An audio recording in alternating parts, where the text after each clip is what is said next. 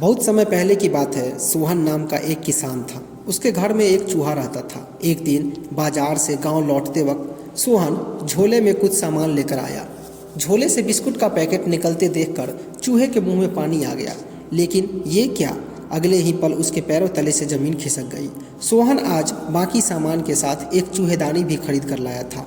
चूहा फौरन भागकर मुंडेर पर बैठे कबूतर के पास गया और घबरा कर कहने लगा, यार आज बड़ी गड़बड़ हो गई। सोहन मुझे मारने के लिए चूहेदानी लेकर आया है।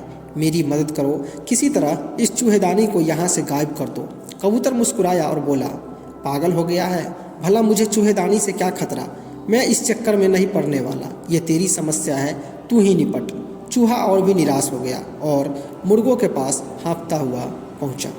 भाई मेरी मदद करो, सोहन चूहेदानी लेकर आया है। मुर्गे दाना चुगने में व्यस्त थे। चूहे से कन्नी काटते हुए बोले, अभी हमारा खाने का टाइम है, तू बाद में आना। अब चूहा भागा भागा बकरे के पास पहुंचा और अपनी समस्या बताई। बकरा जोर जोर से हंसने लगा, यार तू पागल हो गया है? चूहेदानी से तुझे खतरा है, मुझे नहीं। और तेरी मदद करके मुझे क्या मिलेगा? मैं कोई शेर तो हूँ नहीं जो शिकारी मुझे जाल में फंसा लेगा और तू मेरा जाल कुतर कर मेरी जान बचा लेगा। और ऐसा कहकर बकरा जोर जोर से हंसने लगा। बेचारा चूहा उदास मन से अपने बिल में वापस चला गया। रात हो चुकी थी। सोहन और उनका परिवार खा पी कर सोने की तैयारी कर रहे थे।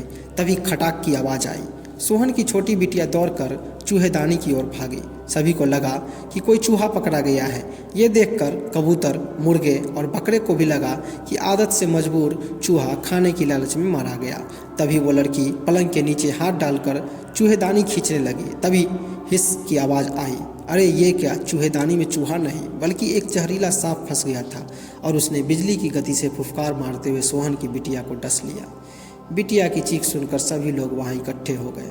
सोहन दौड़कर पड़ोस में रहने वाले ओझा के यहाँ भागा। ओझा ने कुछ तंत्र मंत्र किया और बिटिया के हाथ पर एक लेप लगाते हुए बोले, बच्ची अभी खतरे से बाहर नहीं है। तुम मुझे फौरन किसी कबूतर का कंठ ला कर दो। मैं उसे उबालकर एक घोल तैयार करूंगा जिसे पीकर यह पूरी तरह स्वस्थ हो जाएगी। यह सुनते ही सोहन उस कबूतर को पकड़ लाया। ओझा ने बिना देरी किए कबूतर का तमाम कर दिया। उसके कंठ का घोल पीकर बिटिया की हालत सुधरने लगी थी। अगले दिन कई रिश्तेदार बिटिया का हाल चाल जानने के लिए सोहन के घर आए। सोहन भी बिटिया की जान बचने से खुश था और इसी खुशी में उन्होंने सभी को मुर्गा खिलाने की सोची। कुछ देर के बाद मुर्गों का भी काम तमाम कर दिया गया और वे लोग उसे खा गए। ये सब देखकर बकरा भी काफ़ी डरा हुआ था क्योंकि कबूतर और मुर्गा तो मर चुका था। पर जब सभी मेहमान चले गए तो वो भी बेफिक्र हो गया। पर उसकी ये बेफिक्री अधिक देर तक नहीं रह पाई। सोहन की पत्नी ने सोहन से कहा, ईश्वर की मेहरबानी से आज बिटिया हम सबके बीच है। जब सांप ने काटा था तभी मैंने मन्नत मांग ली थी कि अगर बिटिया सही सलामत बच गई तो हम बकरे की बलि देंगे। आप आज ही हमारे बकरे की बलि दे दीजिए। और फिर बकरा भी मारा गया।